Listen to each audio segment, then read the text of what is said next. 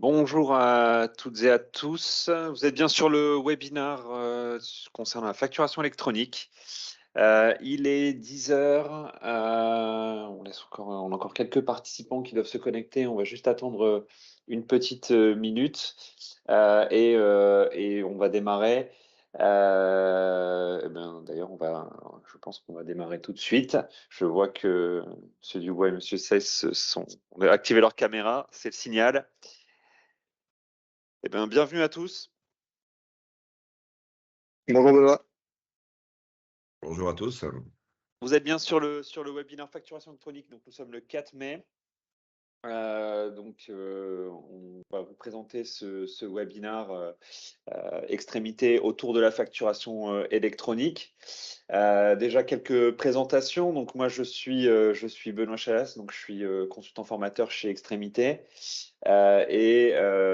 j'ai la chance aujourd'hui d'être accompagné par Vincent Dubois, directeur des solutions applicatives chez Extrémité, qui va nous présenter également donc la solution ACS pour la réception pour la partie réception des factures notamment autour de la facturation électronique.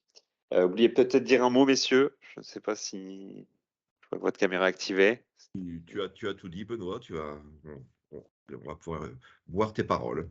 Non, Parfait. j'ai juste regardé, mais effectivement, on attend encore une vingtaine de personnes, je pense. Mais on va commencer, parce que sinon, on ne va pas pouvoir respecter le timing. Le webinaire est enregistré, il pourrait être revisualisé Dans après. tous les cas, effectivement, les webinaires sont enregistrés, donc ils seront remis en début de semaine prochaine ou au milieu de semaine prochaine sur notre chaîne YouTube. Donc une rapide présentation de la société Extrémité pour ceux qui ne nous connaissent pas. Donc Extrémité, c'est une équipe d'une trentaine de passionnés qui travaillent ensemble au service d'entreprises qui leur ressemblent. Donc on est une entreprise avec 23 années existantes, on compte une trentaine de collaborateurs, on a la chance de compter 650 clients. Donc on est vraiment une ESN, donc une entreprise de services numériques régionale. On travaille principalement avec des entreprises des Hauts-de-France. On propose vraiment une offre globale, transversale et unique entre la sécurité informatique, le réseau, les logiciels de gestion, le développement et le digital. On a une entreprise, comme je disais, d'une trentaine de collaborateurs, donc à taille humaine, et on accompagne les entreprises sur tout secteur d'activité. Donc voici quelques-unes de nos références, donc soit sur le domaine du négoce, de la santé, du bâtiment, de l'industrie. Voilà, on a vraiment la chance de compter des clients un peu dans tous les secteurs d'activité, que ce soit du service ou du négoce également. Donc nos expertises, donc comme je vous l'ai dit juste avant, on a la chance de proposer une offre transverse qui recoupe des données, des domaines très vastes, hein, donc la sécurité informatique, donc les firewalls, l'authentification, les antivirus, le réseau, donc nos domaines d'intervention, donc autour de la messagerie, des postes de travail, des serveurs. Les télécoms, donc la téléphonie IP avec 3C, 3CX, notamment qu'on propose sur la téléphonie IP qu'on a la chance aussi d'utiliser. On propose également une offre cloud, notamment pour ceux qui ont la chance de l'utiliser également Systéam. Les logiciels de gestion, donc le service dont je fais partie, les solutions applicatives, les ERP, les logiciels Sage, Cegid, notamment autour de la gestion commerciale, de la comptabilité, de logiciels de paye. Également, on crée ensemble des solutions sur mesure et évolutives avec le service développement. Donc, nos expertises sur le développement sont à la fois des solutions complètement sur mesure, mais également qui peuvent graviter autour de solutions de gestion. Et enfin, nos domaines d'intervention sur le digital, donc le référencement web, la création et la refonte de sites web. Voilà. Donc, bien sûr, n'hésitez pas à revenir vers nous sur ces différents sujets sur lesquels on peut vous accompagner. Donc, plus précisément aujourd'hui, le domaine, on va dire, qui nous occupe, c'est plutôt autour de la gestion et même plus précisément de la gestion commerciale et de la gestion comptable et financière, puisque l'idée, ça va être vraiment de de rebalayer un peu ce qui va se passer dans les mois et années à venir autour de la facturation électronique. Et je vais vous demander, donc, avant de démarrer donc, sur l'essentiel, de bien vouloir vous armer de vos smartphones. S'ils sont pas loin, c'est tant mieux. On va faire un petit sondage ensemble. Déjà, pour savoir un petit peu qu'est-ce que pour vous la facture électronique, si vous en avez, moi j'imagine déjà entendu parler, si vous êtes là déjà, et également savoir un petit peu ce que ça vous évoque. Et je vous invite simplement à scanner ici le petit QR code ou aller sur slidoo.com et taper le code si vous n'avez pas votre téléphone sous la main ou si vous n'avez pas la possibilité de scanner le QR code. On va lancer ici, hop, le petit élément et je vous invite du coup à noter ici le mot ou la courte phrase que vous évoque la facturation électronique.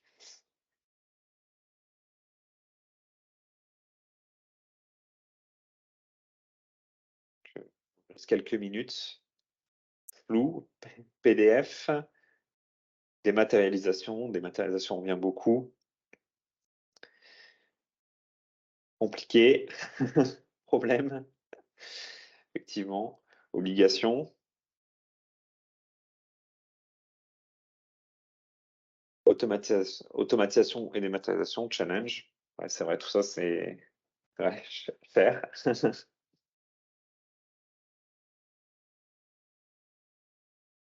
Intelligence artificielle, transfert d'infos sécurisé. Donc, ce qui est bien, c'est qu'effectivement, on tourne autour de la dématérialisation, de l'automatisation, le fait que ce soit effectivement une obligation, une opportunité aussi pour les entreprises de se restructurer. Donc oui, la dématérialisation des factures, on va y revenir puisque effectivement, il y a quand même pas mal de sujets autour de ça. Donc le PDF, donc je vois aussi que le PDF apparaît beaucoup. On va voir ensemble parce que effectivement, c'est justement, c'est justement pas le PDF. Donc on va en parler ensemble. On va en parler ensemble juste après. Donc, qu'est-ce que la facture électronique? Une définition. La génération de la facture électronique, en fait, de quoi il est question? Alors, en fait, il faut bien retenir, c'est que c'est avant tout une réforme fiscale qui va comporter deux aspects impactants pour l'organisation des entreprises, puisqu'en fait, il y a deux volets à la facturation électronique, c'est le e-invoicing et e-reporting. Voilà, donc c'est important de bien retenir que, effectivement, comme c'est une réforme fiscale, une réforme légale, on va voir après qu'il y a un certain nombre d'obligations qui seront à remplir. C'est pas quelque chose c'est pas uniquement de la dématérialisation qui va être désormais optionnelle. Ça va être une obligation. Et donc, si on parle de facturation électronique, on parle de e-invoicing et e-reporting, mais déjà, qu'est-ce qu'une facturation électronique? La facturation électronique, le synonyme, en réalité, c'est la partie e-invoicing, puisque quand on parle de la facturation électronique, on parle en fait du volet e-invoicing. Et donc, comme vous l'avez vu comme je vous l'ai un peu dit précédemment, en fait, il y a deux volets, il y a e-invoicing et e-reporting dans cette réforme fiscale. Une facture électronique, donc qu'est-ce que c'est? C'est une facture qui est émise, transmise et reçue sous une forme dématérialisée et qui comporte nécessairement un socle minimum de données sous forme structurée, ce qui va la différencier des factures papier ou du PDF ordinaire. Cette définition, c'est celle qu'on trouve sur impôts.gouv. Donc déjà, comme je vous le disais tout à l'heure sur le petit slide, la notion de facturation de PDF, etc., effectivement, il faut bien se séparer de cette idée que la facturation électronique, c'est la facturation obligatoire par PDF. Et également, ce qu'il faut bien retenir tout de suite, c'est que ça va concerner en fait l'ensemble des opérations d'achat et de vente de biens et de prestations de services en France, donc qui sont établis en France. On va y revenir après, je vous ferai un petit comparatif plus détaillé. Donc, c'est vraiment pour les assujettis à la TVA dès lors qu'il s'agit d'opérations domestiques pour le e-invoicing. Du coup, si la facturation électronique, ce n'est que le e-invoicing, la question qu'on va se poser ensuite, c'est qu'est-ce que le e-reporting? Alors, en fait, le e-reporting, il faut savoir que lui aussi, il va comporter deux sous-parties dans le e-reporting. On va avoir le e-reporting des données de transaction et le e-reporting des données de paiement. Donc, en quoi ça va consister? Là, on n'est plus vraiment dans le volet de la facturation électronique à proprement parler, puisqu'en fait, ça va être la transmission à l'administration d'informations qui seront relatives aux opérations commerciales qui ne sont pas concernées par la facturation électronique, justement. C'est-à-dire qu'en gros, on va devoir envoyer à l'État, on définira après à l'administration fiscale plus précisément, on va devoir envoyer les informations des données de transaction qui ne sont pas concernées par la facturation électronique. Donc, comme je vous l'ai dit juste avant aussi, le invoicing, comme lui, concerne uniquement les facturations entre assujettis, sur la partie domestique. Tout le reste va entrer dans le champ du e-reporting des données de transaction. Concrètement, également, on va avoir un deuxième volet qui est le e-reporting des données de paiement. Donc, ça va être les données de paiement relatives aux prestations de services. Voilà.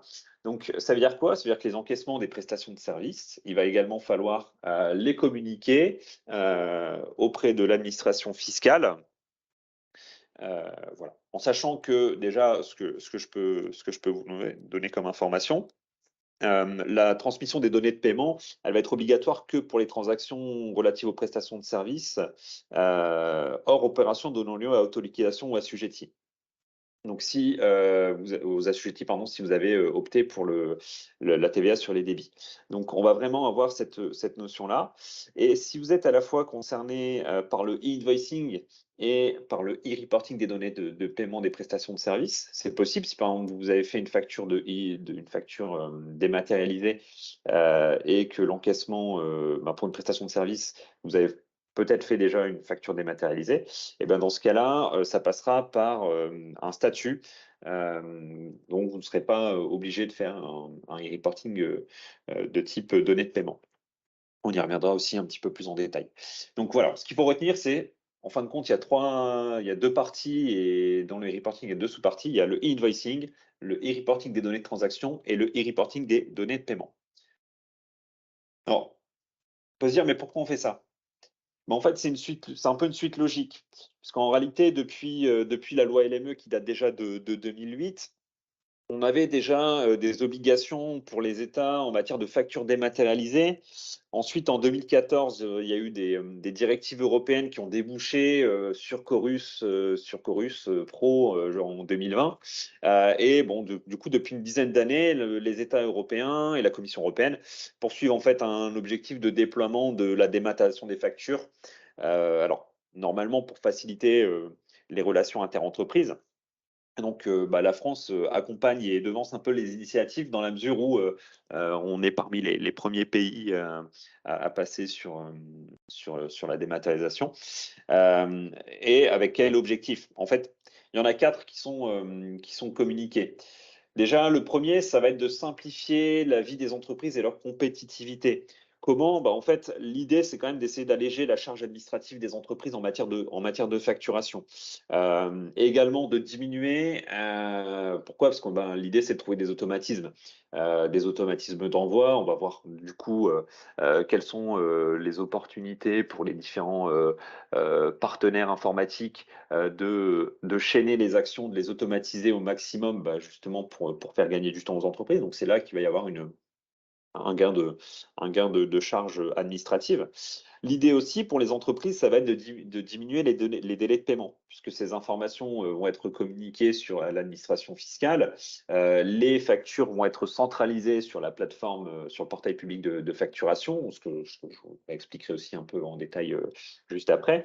Le fait de centraliser ces informations sur un portail lève quand même une objection qui est on n'a pas reçu la facture. Quelque part, une fois que la facture est sur le portail, ce type d'argument sera difficile à recevoir. Voilà, il y aura également des gains de productivité donc, qui vont résulter de la dématérialisation, comme je disais, le fait de pouvoir chaîner les différentes actions. On estime que c'est un gain pour l'économie de 4,5 milliards d'euros. Voilà, bon, ça c'est une estimation. également, à terme, ça va être de simplifier les obligations déclaratives en matière de TVA, et notamment sur tout le volet e-reporting, mais c'est également valable sur le e-invoicing, puisque l'objectif, ça va être à terme d'avoir un pré-remplissage des déclarations.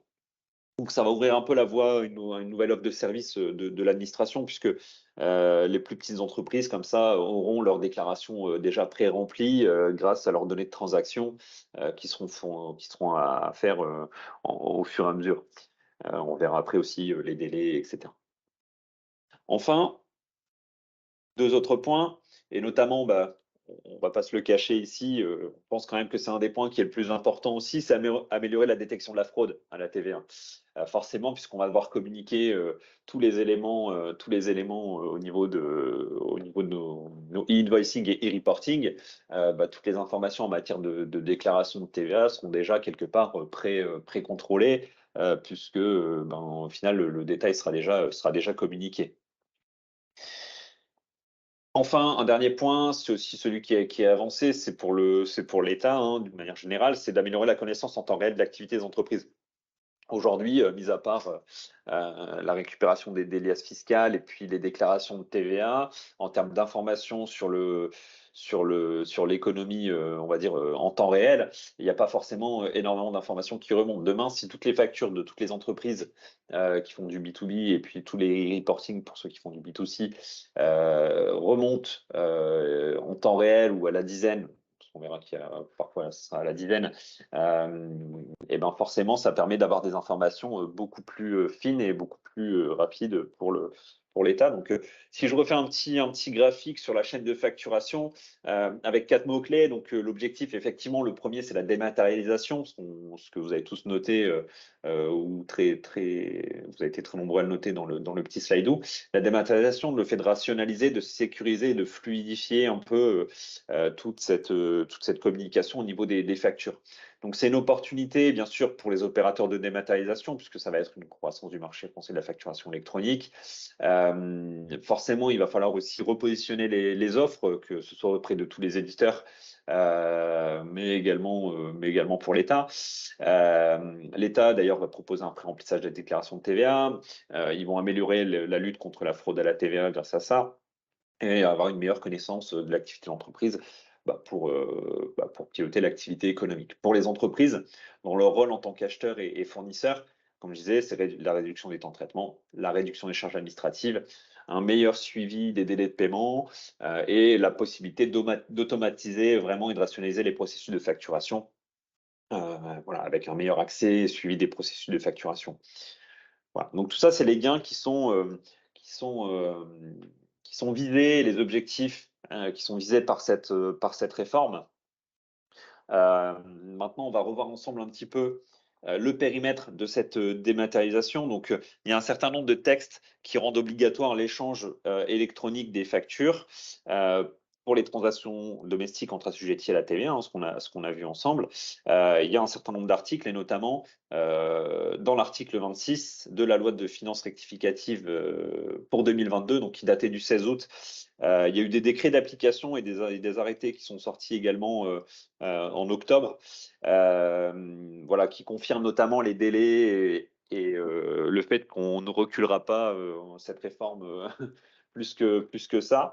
Ils vont préciser, donc, notamment dans ces articles, les opérations qui sont concernées. Alors, pour le e-invoicing, c'est simple, c'est le B2B principalement qui est concerné et le B2G, donc le fait de travailler avec le service public. Mais ça, quelque part, c'est déjà le cas, puisque si vous travaillez avec des entreprises du service, des entreprises du public, on a déjà l'obligation de passer par Chorus. Donc pour ceux qui l'utilisent, Chorus finalement va muer et va se généraliser. Alors ça sera plus Chorus, hein.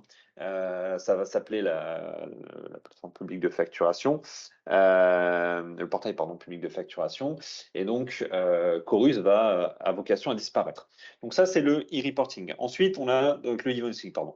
Le e-reporting, lui, va concerner le B2C, donc si vous facturez à des clients particuliers, hein, le B2B international, et comme on l'a vu aussi, les encaissements de prestations de services. Voilà donc les deux volets de cet article. Et donc, c'est bien précisé que voilà, les opérateurs qui sont établis à l'étranger peuvent aussi être soumis à l'obligation de transmission d'informations dès lors qu'ils réalisent des opérations réputées en France et soumises à la TVA. Donc, il faut faire attention aussi à tous les cas particuliers. On va le voir encore un petit peu après aussi. Il y a pas mal de cas possibles de sociétés qui peuvent être concernées par le e-reporting. Parce qu'effectivement, le but, c'est de ne pas avoir de trous dans la raquette. Et donc, notamment, surtout aussi sur la transmission des données de paiement, c'est là où il y a vraiment un enjeu, notamment pour la TVA sur encaissement. Alors, vous allez me dire, je peux me retrouver dans les deux cas. Je peux à la fois faire du B2B et du B2C, ou si par exemple j'ai un site e-commerce, voilà, avoir des obligations qui peuvent être un peu entre les deux.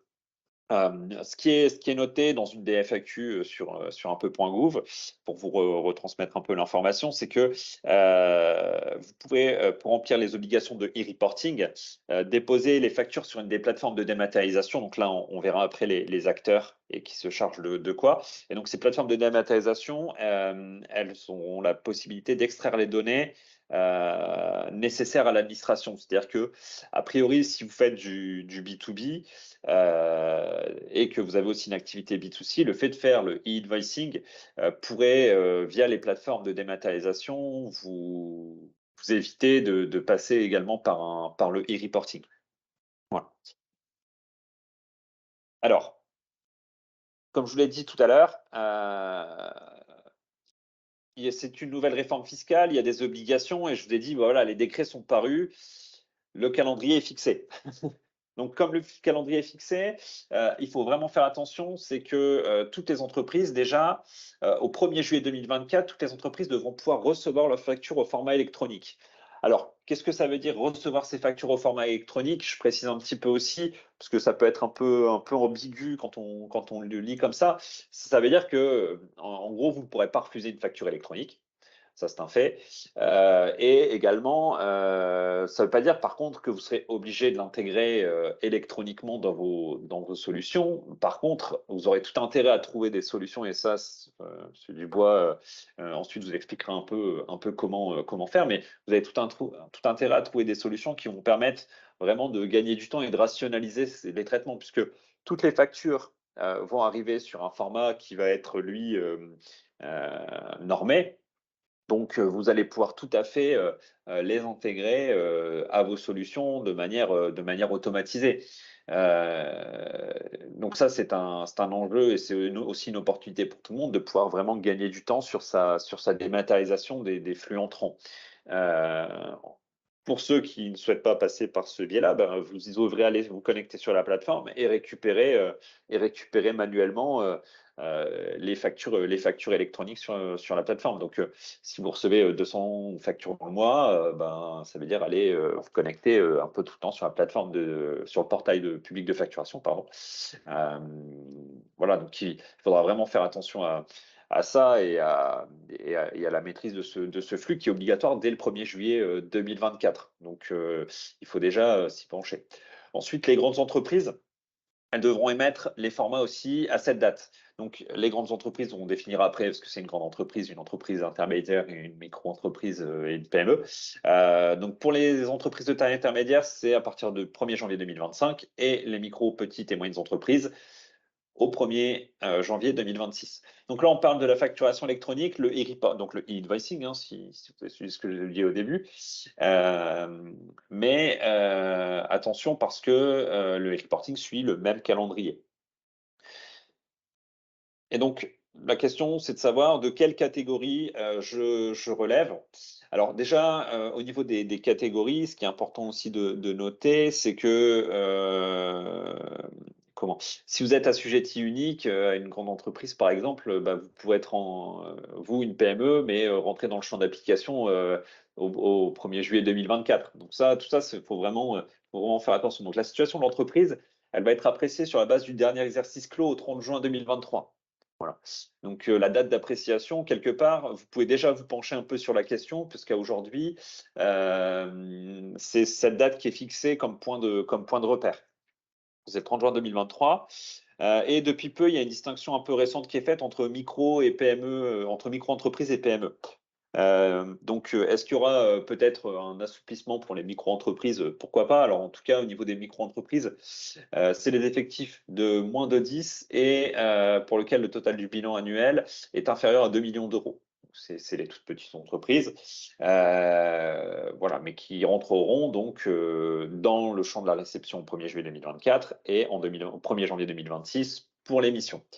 Les PME, donc c'est les effectifs de moins de 250 et un chiffre d'affaires inférieur à 50 millions d'euros, ou un total du bilan inférieur à 43 millions d'euros. Et ensuite, les ETI, donc effectifs de moins de 5 000 et chiffre d'affaires inférieur à 1 500 millions d'euros, donc 1,5 milliard, ou total du bilan inférieur à 2 milliards. Et les grandes entreprises, bah, c'est le reste, les effectifs de plus de 5 000 ou de plus de 1 500 millions d'euros et un bilan supérieur à 2 millions d'euros. Alors, à noter qu'une entreprise va passer dans la catégorie supérieure dès lors que le critère de l'effectif est dépassé. Donc, si la condition de l'effectif n'est pas remplie, c'est seulement si le chiffre d'affaires et le total du bilan sont supérieurs au seuil. Voilà. Donc, la notion d'entreprise qui est retenue, comme je l'ai dit, c'est celle de l'unité légale. Hein. Donc, unité légale étant identifiée par son numéro de sirène, c'est vraiment ça qu'il faut prendre en compte. Voilà, donc pour ces seuils, il faut faire attention parce que alors nous effectivement, comme on disait, on travaille avec des entreprises qui nous ressemblent, donc on travaille plutôt avec des PME, donc pour la majeure partie de nos clients, on travaille avec des petites entreprises, des PME et des entreprises qui sont presque des ETI. Voilà, mais principalement on travaille avec des PME. Et là, ce qui nous intéresserait de savoir un petit peu, c'est d'après vous, dans quel cas de figure vous vous situez. Donc, je vous invite à retourner sur votre téléphone, à retourner sur Slido, et on va faire un petit sondage ensemble pour savoir, d'après vous, à quelle date vous êtes concerné par la facture électronique et le e-reporting. Je vous invite à remplir le sondage.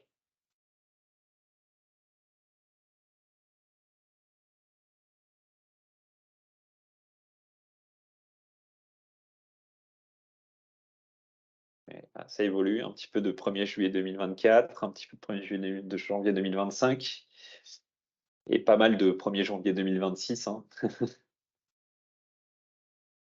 Effectivement, comme on disait, on travaille principalement avec des PME. Alors, enfin, une PME, comme on disait, au sens de l'État, c'est une entreprise qui fait à la fois, qui a à la fois 11 salariés et une entreprise qui a 250 salariés. Mais dans ce panel d'entreprises, on va vraiment avoir tout type d'organisation, tout type de taille aussi d'organisation. Donc, le spectre, il est quand même très, très, très, très large.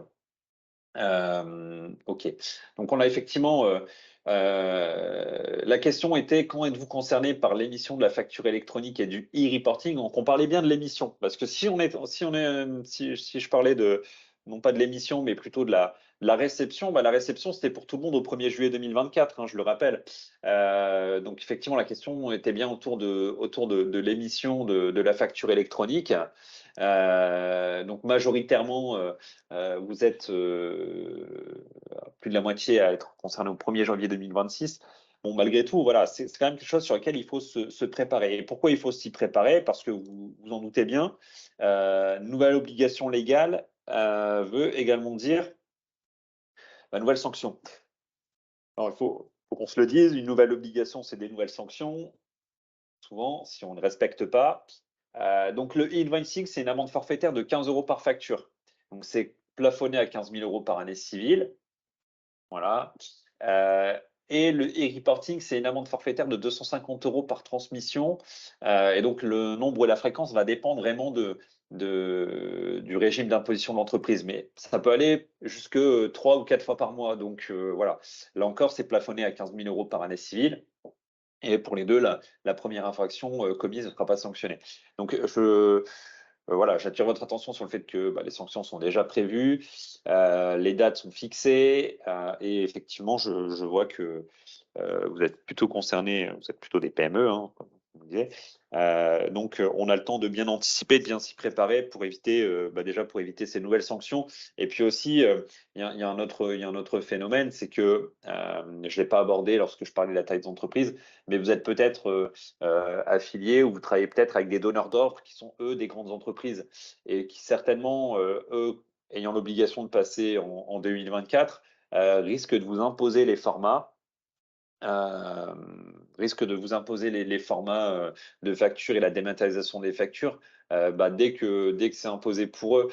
Et donc, ils vont peut-être vous demander, eux, de faire tout de suite de la facturation électronique et refuser des factures en format PDF ou des factures en format papier.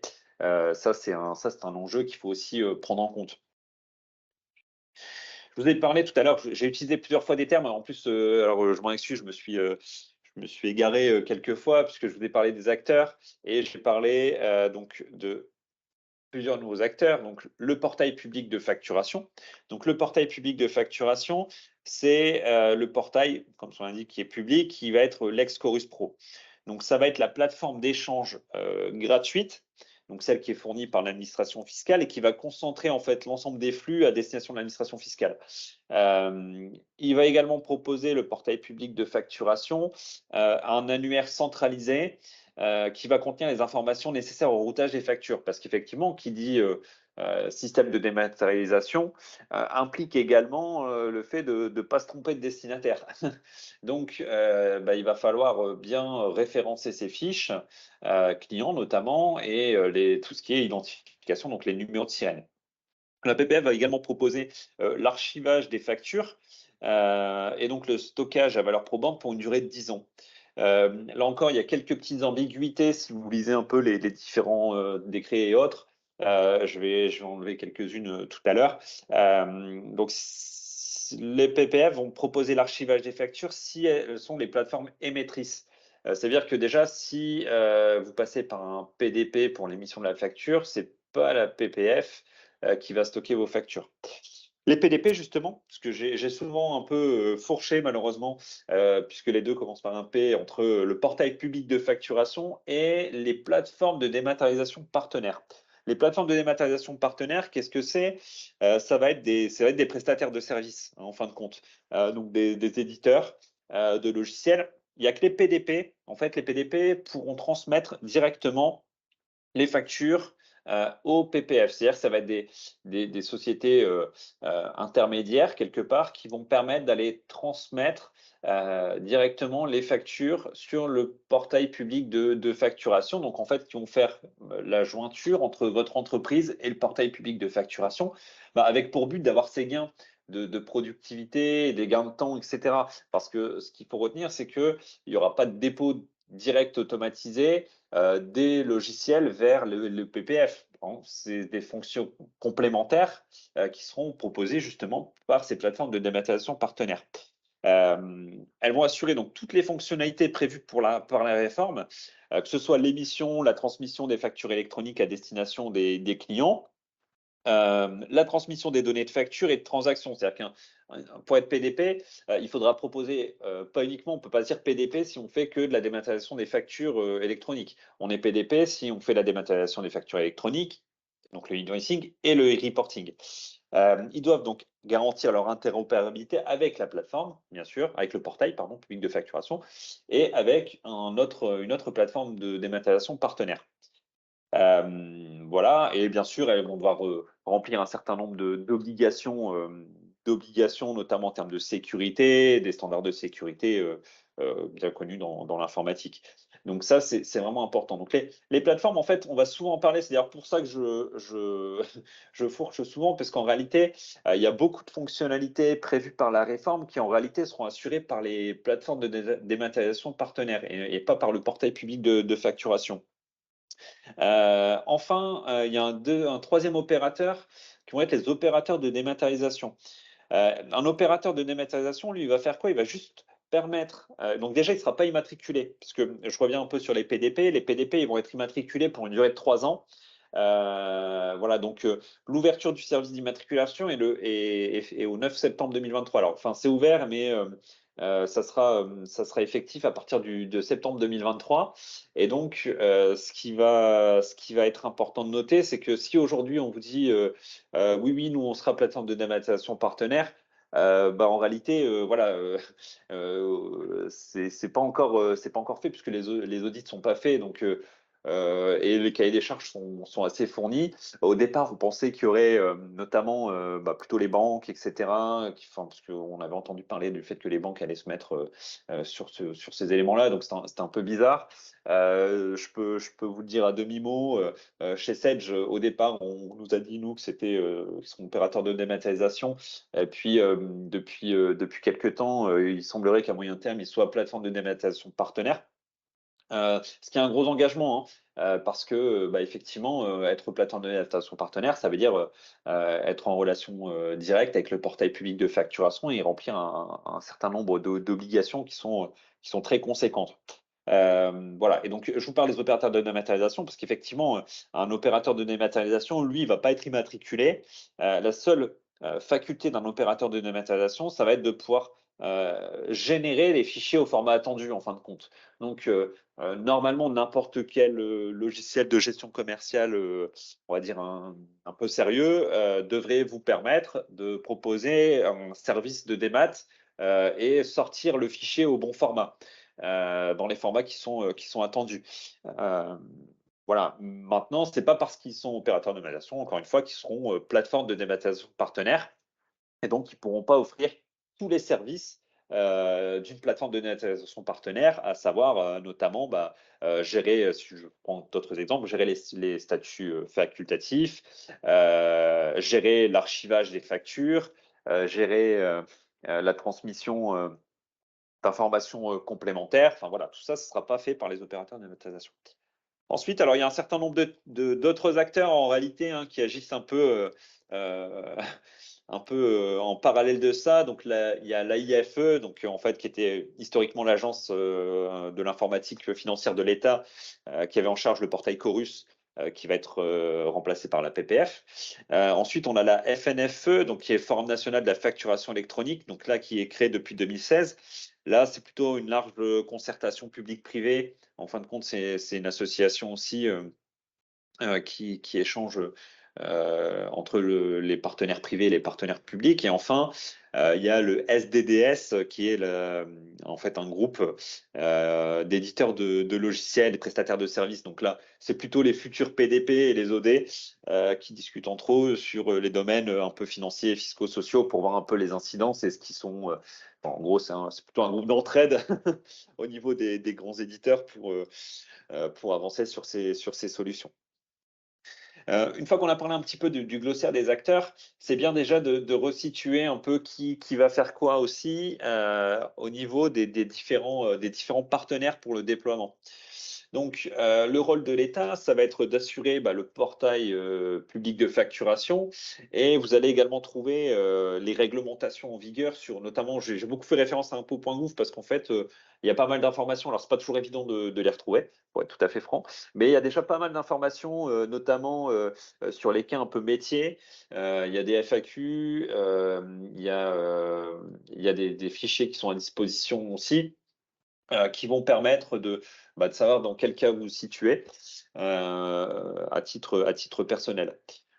Ensuite, il y a un rôle important, et cette réforme, elle s'appuie beaucoup en fait sur, je pense, les éditeurs de logiciels, notamment, qui, donc, comme je l'ai dit, seront parfois principalement des opérateurs de dématérialisation, parfois certains seront PDP. Donc les éditeurs pourront faire de la facture X, hein, mais pas de dépôt s'ils sont OD, comme je le répète encore une fois. Et ensuite, il y aura certainement les prestataires un peu spécialisés en EDI. Donc, pour ceux qui travaillent déjà avec, par exemple, l'automobile ou la grande distribution, ce sont des secteurs qui sont déjà très dématérialisés au niveau des flux. Voilà. Ces prestataires-là, ces partenaires-là vont très certainement proposer leurs offres, puisque eux, c'est déjà un peu leur cœur de métier. Et donc, la réforme, elle a un enjeu pour eux aussi très important. Enfin, il ne faut pas négliger le rôle de vos experts comptables et juridiques, voilà, qui doivent vous conseiller sur la partie juridique et sur le cadre réglementaire, notamment quand on disait tout à l'heure, savoir dans quel cas vous êtes et par quoi vous serez concerné. C'est vraiment à eux de vous accompagner aussi sur ces sujets-là. Et puis pour Extrémité, puisque ce webinaire est organisé par Extrémité, donc là c'est vrai que je parlais précédemment plutôt des généralités. Notre rôle c'est de faciliter la transformation numérique, donc j'ai envie de vous dire là, on est en plein dedans, hein, puisque c'est un peu notre leitmotiv et notre slogan, si je peux appeler ça comme ça. Voilà, donc là on va vraiment nous essayer de vous accompagner dans cette réforme, de vous proposer les meilleures solutions. Voilà, donc nous, on assure un peu la veille sur ces sujets et on essaye de vous retransmettre dans des webinaires comme aujourd'hui les informations qu'on aura. Donc, je pense que ça ne sera pas le dernier webinaire sur le sujet qu'on vous présentera d'ici les mois et les années à venir, puisque les solutions des éditeurs que nous on vous propose notamment, que ce soit Sage ou Cegid, elles ont déjà commencé un peu à évoluer. Et on a déjà, nous, hein, une vision sur les roadmaps et ça va s'accélérer au fur et à mesure du temps. Et puis votre rôle à vous, c'est bien parce qu'aujourd'hui vous êtes vraiment nombreux. C'est de vous tenir informés sur ces sujets-là. Il ne faut vraiment pas minimiser. Donc si vous êtes là, je suis quand même un peu rassuré parce que ça veut dire que vous prenez bien cette réforme par le bon bout, j'ai envie de dire. Et puis vous visualisez bien les problématiques futures que ça pourrait engendrer et surtout les enjeux. Voilà, tenez-vous informés. N'hésitez pas à revenir vers vos différents partenaires, comme je le disais. C'est maintenant que ça se joue, parce qu'une fois que le train sera démarré, je pense que un peu comme pour les DSN, je fais souvent le parallèle avec les DSN, puisque pour le légal, pour la paye, on a tous connu ça. Quand il y avait les DADSU, on est passé ensuite au DSN. Ça a quand même apporté un certain nombre de changements majeurs dans l'organisation, notamment des services paye. Là, le changement, il sera tout aussi majeur pour les services de facturation, peut-être même plus encore. Voilà. Un peu plus de détails, parce que c'est vrai que ce que je vous ai dit là, par vos propres recherches, vous l'aviez peut-être déjà trouvé, ou vous aviez peut-être déjà eu d'autres sources d'informations. Je voudrais, moi, repréciser un certain nombre de choses, notamment sur des fonctionnements un peu plus, on va venir un peu plus dans la partie pas technique, parce que c'est pas encore l'objet aujourd'hui, et puis tout n'est pas encore fixé définitivement. Mais voilà, savoir comment ça va fonctionner le invoicing d'une manière générale. Déjà, il va y avoir des formats. Je vous ai parlé des formats qui sont fournis par les opérateurs de monétisation. En fait, ils répondent à des formats qui sont obligatoires au niveau du portail public de facturation avec un socle minimal.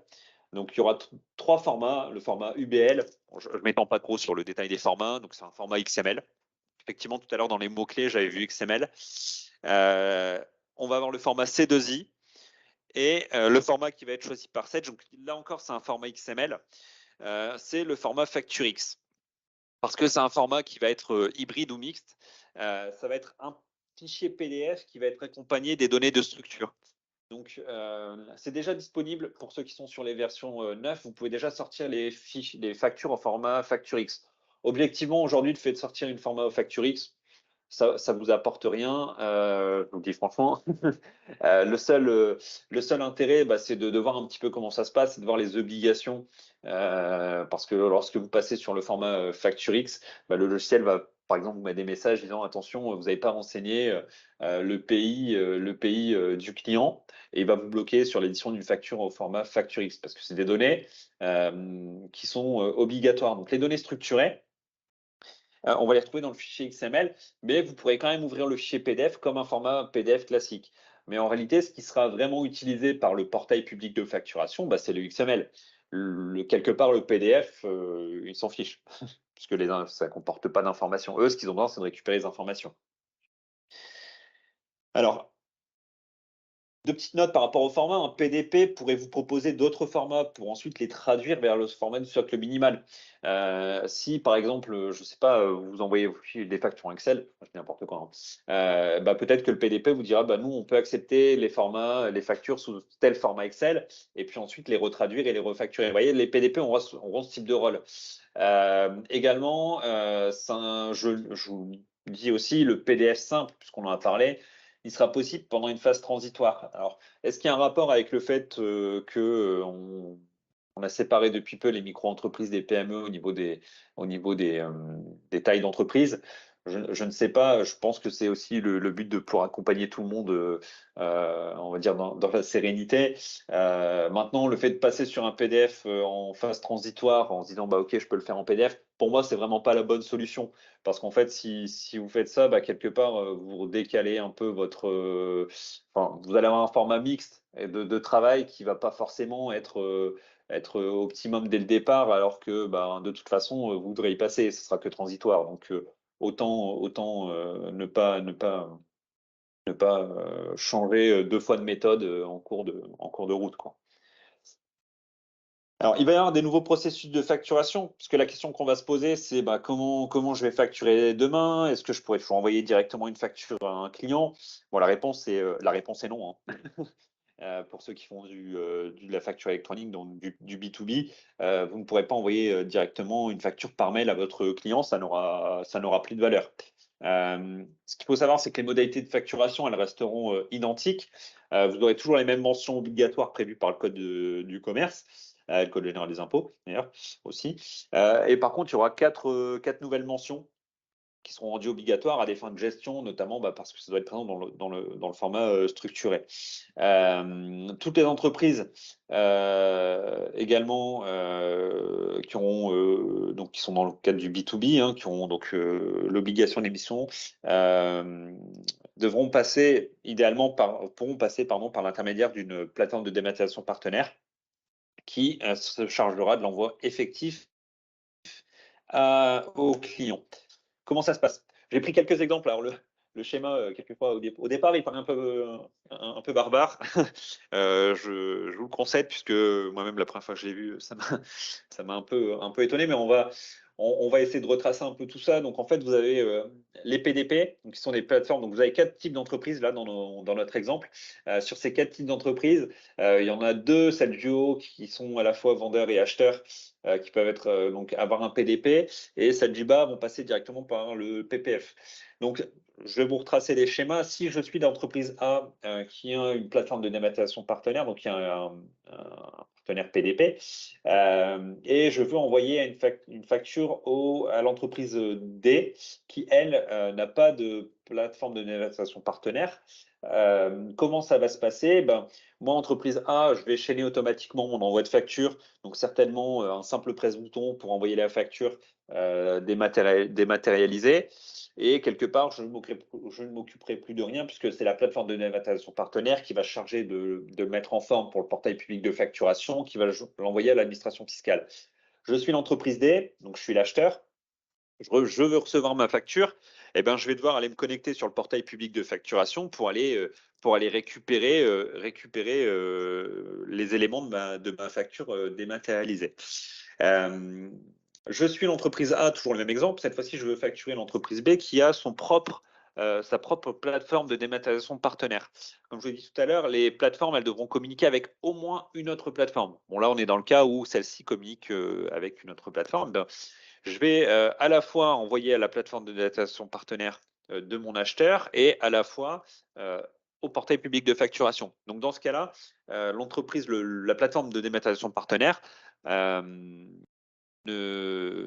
gérer pour vous cet envoi-ci, en sachant que du coup, là encore, pour l'entreprise B, c'est pareil, si la plateforme de dématérialisation partenaire chaîne un certain nombre d'actions et me permet de récupérer un certain nombre d'informations, et ben, c'est autant de gains de temps que je pourrais faire. Donc ça va être toutes les fonctions avancées que pourront proposer les entreprises qui proposeront qui sont des plateformes de dématérialisation partenaires. Si je reprends le cas de l'entreprise C, je vais prendre l'exemple, l'entreprise C veut facturer à l'entreprise D, on est vraiment dans le cas où il n'y a pas de plateforme de dématérialisation partenaire. Dans ce cas-là, je vais déposer manuellement ma facture, mais je serai obligé d'avoir forcément un opérateur de dématérialisation, puisque je dois déposer ma facture dans un des 3 formats obligatoires. Donc, je vais prendre ma facture en format XML, par exemple, ma facture X, je vais la déposer sur le portail public de facturation et l'entreprise D va les récupérer via le portail public de facturation également. En bidirectionnel également, les plateformes auront un accès à l'annuaire. L'annuaire va être centralisé, hein, par la plateforme publique de facturation. Donc, il n'est pas question d'avoir des annuaires par PDP, forcément, puisque de toute façon, ça a été donné, les données des sirènes qui sont disponibles sur l'INSEE, qui seront à disposition du portail public de facturation. Et donc, c'est eux qui se chargeront de faire le routage correct des factures. Donc, je réponds à la question. Est-ce que je pourrais adresser des factures par mail? La réponse est non. Les factures adressées en B2B, elles seront obligatoirement adressées par l'intermédiaire d'une plateforme partenaire ou par le portail public de facturation qui se chargera de l'envoi des factures à la plateforme du client. Donc, il n'y a plus d'envoi direct par PDF au client. Ça n'a pas de valeur. Alors, je fais une petite parenthèse, puisque c'est pareil, dans les FAQ, on peut lire aussi que pour l'administration fiscale, vous devez être en mesure de fournir un lisible de la facture. Voilà. Donc je le dis, ça soulève, comme je disais, quelques petites ambiguïtés. Pour moi, c'est quand même l'objet des ambiguïtés. Et de même, sur le portail public de facturation, toutes les informations d'une facture ne seront pas présentes. Donc c'est important de le noter. Je ne sais pas si je fais des boîtes de conserve, mes boîtes de conserve, sera pas notifié dans ma facture remise pour l'administration fiscale que je communique des boîtes de conserve. Donc, à un moment donné, il faut bien que cette information, elle puisse transiter à mon client qui a besoin de savoir ce qu'il a acheté.